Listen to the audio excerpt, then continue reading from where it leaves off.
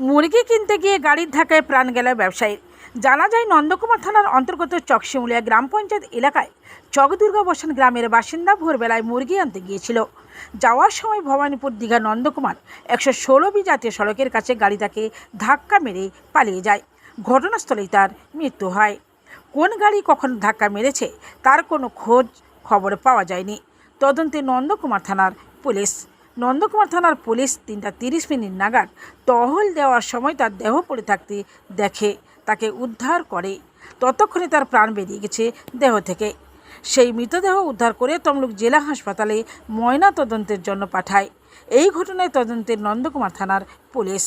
ভোরবেলায় মুরগি আনতে গিয়েছিলেন ওই মাংস ব্যবসায়ী। যাওয়ার সময় এই বিপত্তি ঘটে। তার বাড়ি চকদুর্গাবসান গ্রামের, নাম দিলীপ সামন্ত, বয়স আনুমানিক 37। এই ঘটনায় এলাকার শোকের ছায়া। নন্দকুমার থেকে নিজস্ব প্রতিনিধি, সংবাদ কর্নার।